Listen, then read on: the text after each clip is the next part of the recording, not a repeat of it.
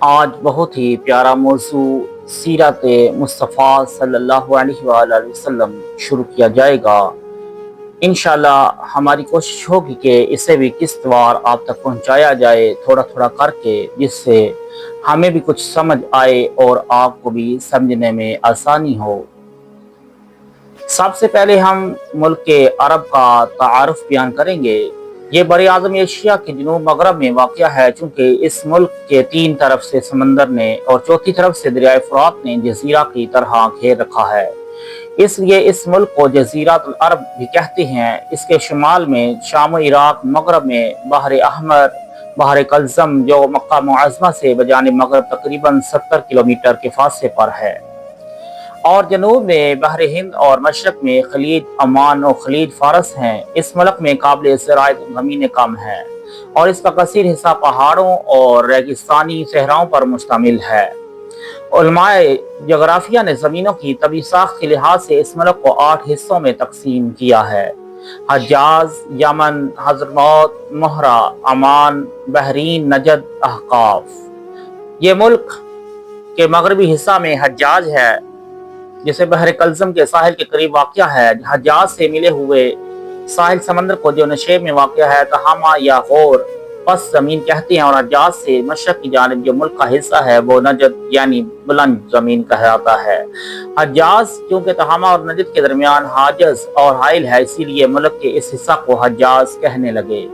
حجاز کے مندرجہ ذیل مقامات تاریخ اسلام میں بہت زیادہ مشہور ہیں: مکہ مکرمہ، مدینہ منورہ، بدر، احد، خیبر، فدق، حنین، طائف، تبوک، غدیر خم وغیرہ۔ حضرت شعیب علیہ السلام کا شہر مدین تبوک کے محاذ میں بحر احمر کے ساحل پر واقع ہے۔ مقام حجر میں جو وادی القرا ہے، وہاں اب تک عذاب سے قوم ثمود کی الٹ پلٹ کر دی جانے والی بستیوں کے آثار پائے جاتے ہیں۔ طائف حجاز میں سب سے زیادہ سرد اور سبز مقام ہے اور یہاں کے میوے بہت مشہور ہیں۔ مکہ مکرمہ حجاز کا یہ مشہور شہر مشرق میں جبل ابو قبیس اور مغرب میں جبل قیقعان، دو بڑے بڑے پہاڑوں کے درمیان واقع ہے، اور اس کے چاروں طرف چھوٹی چھوٹی پہاڑیوں اور ریتلے میدانوں کا سلسلہ دور دور تک چلا گیا ہے۔ اسی شہر میں حضور شہنشاہ کونین صلی اللہ علیہ وآلہ وسلم کی ولادت باسعادت ہوئی۔ اس شہر اور اس کے اطراف میں مندرجہ ذیل مشہور مقامات واقع ہیں: کعبہ معظمہ، صفا مروہ، منی، مزدلفہ، عرفات، غار حرا، غار ثور، جبل تنعیم، جعرانہ وغیرہ۔ مکہ مکرمہ کی بندرگاہ اور ہوائی اڈہ جدہ ہے، جو تقریباً 54 کلومیٹر سے کچھ زائد کے فاصلہ پر بحیرہ کلزم کے ساحل پر واقع ہے۔ مکہ مکرمہ میں ہر سال ذو الحجہ کے مہینے میں تمام دنیا کے لاکھوں مسلمان بحری، ہوائی اور خشکی کے راستوں سے حج کے لیے اترتے ہیں۔ مدینہ منورہ مکہ مکرمہ سے تقریباً 320 کلومیٹر کے فاصلہ پر مدینہ منورہ ہے، جہاں مکہ مکرمہ سے ہجرت فرما کر حضور نبی رحمت صلی اللہ علیہ وآلہ وسلم تشریف لائے اور 10 برس تک مقیم رہ کر اسلام کی تبلیغ فرماتے رہے، اور اسی شہر میں آپ کا مزار اقدس ہے جو مسجد نبوی کے اندر گنبد خضرا کے نام سے مشہور ہے۔ مدینہ منورہ سے تقریباً 4.5 کلومیٹر جانب شمال کو احد کا پہاڑ ہے، جہاں حق و باطل کی مشہور لڑائی جنگ احد لڑی گئی۔ اسی پہاڑ کے دامن میں حضور نبی رحمت صلی اللہ علیہ وآلہ وسلم کے چچا حضرت سید الشہداء حمزہ رضی اللہ تعالی عنہ کا مزار مبارک ہے، جو جنگ احد میں شہید ہوئے۔ مدینہ منورہ سے تقریباً 5 کلومیٹر کی دوری پر مسجد قباء ہے۔ یہی وہ مقدس مسجد ہے جہاں ہجرت کے بعد حضور اقدس صلی اللہ علیہ وآلہ وسلم نے قیام فرمایا اور اپنے دست مبارک سے اس مسجد کو تعمیر فرمایا۔ اس کے بعد مدینہ منورہ میں تشریف لائے اور مسجد نبوی کی تعمیر فرمائی۔ مدینہ منورہ کی بندرگاہ یانبی ہے، جو مدینہ منورہ سے 117 کلومیٹر کے فاصلے پر بحیرہ کلزم کے ساحل پر واقع ہے۔ خاتم النبیین عرب میں کیوں؟ اگر ہم ملک عرب کو کرۂ زمین کے نقشہ پر دیکھیں تو اس کے محل وقوع سے یہی معلوم ہوتا ہے کہ اللہ تعالیٰ نے ملک عرب کو ایشیا، یورپ اور افریقہ 3 بر اعظموں کے وسط میں جگہ دی ہے۔ اس سے بخوبی یہ سمجھ میں آ سکتا ہے کہ اگر تمام دنیا کی ہدایت کے واسطے ایک واحد مرکز قائم کرنے کے لیے ہم کسی جگہ کا انتخاب کرنا چاہیں تو ملک عرب ہی اس کے لیے سب سے زیادہ موزوں اور مناسب مقام ہے۔ خصوصاً حضور خاتم النبیین صلی اللہ علیہ وآلہ وسلم کے زمانہ پر نظر کر کے ہم کہہ سکتے ہیں کہ جب افریقہ اور یورپ اور ایشیا کی تین بڑی بڑی سلطنتوں کا تعلق ملک عرب سے تھا تو ظاہر ہے کہ ملک عرب سے اٹھنے والی آواز کو ان بر اعظموں میں پہنچائے جانے کے ذرائع بخوبی موجود تھے۔ غالباً یہی وہ حکمت الہیہ ہے کہ اللہ تعالیٰ نے حضور خاتم النبیین صلی اللہ علیہ وآلہ وسلم کو ملک عرب میں پیدا فرمایا اور ان کو اقوام عالم کی ہدایات کا کام سپرد فرمایا۔ عرب کی سیاسی پوزیشن۔ حضور نبی آخر الزمان صلی اللہ علیہ وآلہ وسلم کی ولادت مبارکہ کے وقت ملک عرب کی سیاسی حالت کا یہ حال تھا کہ جنوبی حصہ پر سلطنت حبشہ کا اور مشرقی حصہ پر سلطنت فارس کا قبضہ تھا اور شمالی ٹکڑا سلطنت روم کی مشرقی شاخ سلطنت قسطنطنیہ کے زیر اثر تھا۔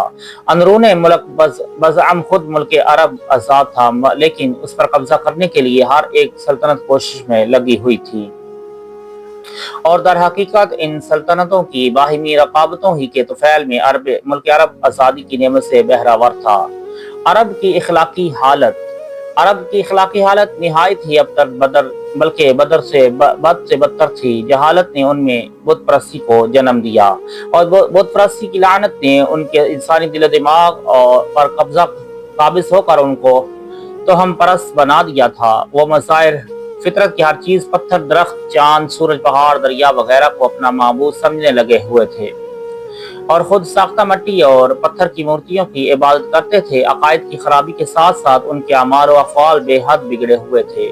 قتل، رہزنی، جوا، شراب نوشی، حرام کاری، عورتوں کا اغوا، لڑکیوں کو زندہ درگور کرنا، عیاشی، فحش، کوئی غرض کون سا ایسا گندا اور گھنونا عمل نہ تھا جو ان کی شرست میں نہ رہا ہو۔ چھوٹے بڑے سب کے سب گناہوں کے پتلے اور پاپ کے پہاڑ بنے ہوئے تھے۔ حضرت ابراہیم علیہ السلام کی اولاد۔ بانی کعبہ حضرت ابراہیم خلیل علیہ السلام کے ایک فرزند کا نام حضرت اسماعیل علیہ السلام ہے جو حضرت بی بی ہاجرہ کے شکم مبارک سے پیدا ہوئے تھے۔ حضرت ابراہیم علیہ السلام نے ان کو اور ان کی والدہ حضرت بی بی ہاجرہ کو مکہ مکرمہ میں لا کر آباد کیا اور عرب کی زمین ان کو عطا فرمائی۔ حضرت ابراہیم علیہ السلام کے دوسرے فرزند کا نامی حضرت اسحاق علیہ السلام ہے جو حضرت بی بی سارہ کے مقدس شکم سے تولد ہوئے تھے۔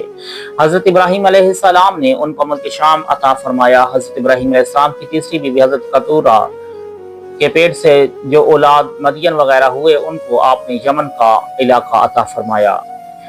اولاد حضرت اسماعیل علیہ السلام۔ حضرت اسماعیل علیہ السلام کے 12 بیٹے ہوئے اور ان کی اولاد میں خداوند تعالی نے اس قدر برکت عطا فرمائی کہ وہ بہت جلد تمام عرب میں پھیل گئے، یہاں تک کہ مغرب میں مصر کے قریب تک ان کی آبادیاں جا پہنچی اور جنوب کی طرف ان کے خیمے یمن تک پہنچ گئے اور شمال کی طرف ان کی بستیاں ملک شام سے جا ملی۔ حضرت اسماعیل علیہ السلام کے ایک فرزند جن کا نام کیدار تھا بہت ہی نامور ہوئے اور ان کی اولاد خاص مکہ میں آباد رہی، اور یہ لوگ اپنے باپ کی طرح ہمیشہ کعبہ معظمہ کی خدمت کرتے رہے جس کو دنیا میں توحید کی سب سے پہلی درسگاہ ہونے کا شرف حاصل ہے۔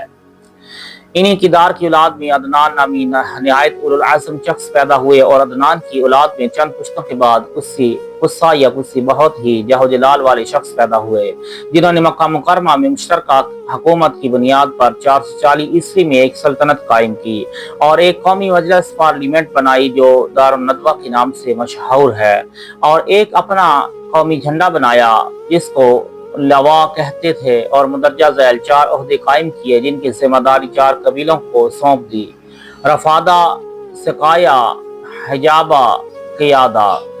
قصہ کے بعد ان کے فرزند عبد مناف اپنے باپ کے جانشین ہوئے، پھر ان کے فرزند ہاشم، پھر ان کے فرزند عبد المطلب، یکے بعد دیگر ایک دوسرے کے جانشین ہوتے رہے۔ انہی عبد المطلب کے فرزند حضرت عبداللہ ہیں جن کے فرزند ارجمند ہمارے حضور رحمت للعالمین خاتم النبیین صلی اللہ علیہ وآلہ وسلم ہیں۔ حضور انور کی اس سیرت کا آغاز آج کر دیا گیا ہے۔ انشاءاللہ آپ کس بار یہ سلسلہ ملے گا، کوشش کریں اس کو پڑھیں، دوسروں تک شیئر کریں اور ہمارے چینل کو بھی لائک، فالو اور پوسٹ کو ریپوسٹ لازمی کیا کریں۔ جزاک اللہ، شکریہ۔